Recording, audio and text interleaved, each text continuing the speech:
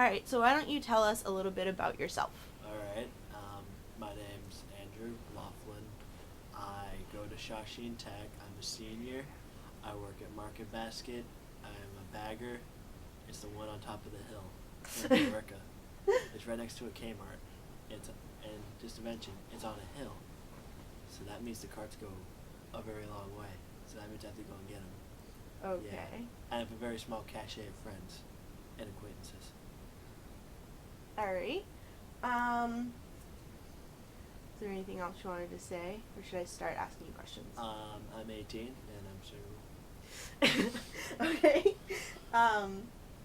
So you watched the movie Adam tonight. Yes, What I did did. you think about it in general? I think Adam is he's more on the extreme side of autism, of Asperger's, sorry. Or if he didn't have like some sort of moral guardian, like a good parent who understands Asperger's, or who doesn't know anything about Asperger's and tries to treat you normally. I mean, I guess so, like that. So you felt like his parents were, They didn't really. maybe they were playing into his... They were playing into his quirks and everything. Yeah, maybe treating too him much. treating him like a delicate flower. Okay. Did you like the movie? I got bored. Like, I felt like some scenes just went nowhere. Yeah. Like, it's just, oh, how would you test a little? Just like, oh, okay. And then sometimes he'll blast like a laser of topic at you. Like, I don't do that unless it's about a video game or a story that I really like so really bad. Did I forget to mention I love video games? Yes, I did. I do love video games. But that's not what it's about.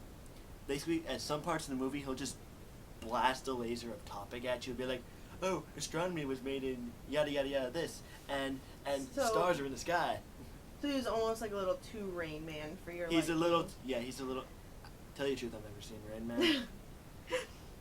Okay. But you understand what I mean, right? Yes. In what other ways would you say you relate to Adam? Are there any other ways? I can say that whenever I get angry, I do kind of ignore a lot of people. Like, if I get really pissed off, I don't even bother talking to anyone else because I'm afraid I'm going to just explode on them. Mm-hmm. But I don't think I'd smash my head into a mirror. Right. Maybe I'd smash my head into a pillow and scream into the pillow, and then if no one's home, I'll rant Oh. to no one. Sometimes you rant when we're home. Yeah, but not so often now. Were there any ways that you felt different from Adam besides the laser beam of information that he would throw at people? Other stuff, socially awkward, and he didn't understand social cues. Right. He, I think that's about it. Oh, yeah, he needed people. Like, he was relying on people. He relied on a schedule. Yes. That's what he relied on. He relied on a schedule, which I can safely say I kind of run on, like, a very light schedule. Mm-hmm. It's basically just my morning routine. It's like, I wake up, I get in the shower, I watch some sort of cartoon or something. Then I go eat breakfast for about 20 minutes while watching Full House and thinking how stupid these characters are. and then I heat up my car, and then I brush my teeth, and I go. Yep. If I wake, and then if that plan gets deviated, I don't freak out. Like, I'm like, oh my god, I woke up too late. Now I can't do anything right. I'm gonna go and cuddle and go in the fetal position in my bed. But no, I'll be like, oh, okay, I'll just skip making my bed and then go have breakfast. Alright. Can you tell me a little bit about your coping mechanisms? My coping mechanisms. Do you know what I mean by that? Yeah, I know what you mean by that. I kind of just forget about them. Not the coping mechanisms, like the problem until... Tell you the truth, I don't really remember what my coping mechanisms are. Like, okay, What they are. well, right. Like, a coping mechanism for Adam was that he would look at the person's forehead instead of their eyes. Like, is there anything that you use... No, not so much with the eyes. Is there anything that you use every day to help you almost overcome your Asperger's or make your Asperger's less obvious from a day-to-day perspective? I talk about funny stuff, and I try to make fun of basically at school, I think I can safely say that I try and be I try to make a combination of serious Andrew, which is really depressing, and then funny Andrew, which is so annoying you want him to shut up, punch you in the face. You want to punch him in the face, but I do it in a great combination that isn't too douchebaggy or isn't too annoying. Right. I do a perfect combination. Everyone loves that. So that helps you make friends? Yes. What would you say is the hardest part for you about having AS? The hardest part is when people don't really treat me like I'm not a kid. Like, they treat me like I'm a kid. Like, they'll try and speak slowly to me, or they'll explain the situation too much, and I'm like, I understand. You don't have to go all too much on me. It's okay. Right. I understand. So you don't like it when it's when you get treated like when you get babied or yeah, treated. I don't like that at all. Okay. I'm not a baby. I'm 18.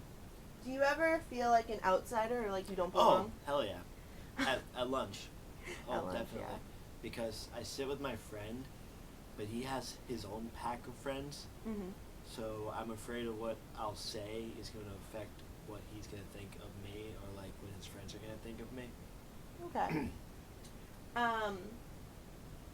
In the movie, Adam's Asperger's got him into a little bit of trouble when he didn't understand some of the social implications of just a man standing outside a playground watching children. Yeah. Has your Asperger's ever gotten you into trouble? I can say it got me into almost trouble. Like one time when I was little, and we went to Friendly. I'll try to show you. When I was little, and I was trying to, and we went to Friendly's, and there was this trio, and they looked exactly like the Three Stooges. So I walked up and said to them, "You know, you guys look like the Three Stooges." I just blurted it out to them. They're like, and Mom was like, "Oh, it's okay, it's alright." And then they looked at each other like, "Huh, we do." And I almost got in trouble for that, but I think that's like one of the shortest ones I can think of. Alright, and is there anything you'd want to tell us about living with Asperger's? Anything you think that us neurotypicals should know? I like to be in my comfort zone. Okay. Don't screw with that. Just telling you. But don't worry, I will get out of my comfort zone if I have to. Like if I need to help people, that's the difference between me and everyone else. Right. So I'll get out of my comfort zone to help you in need. Okay. Don't worry.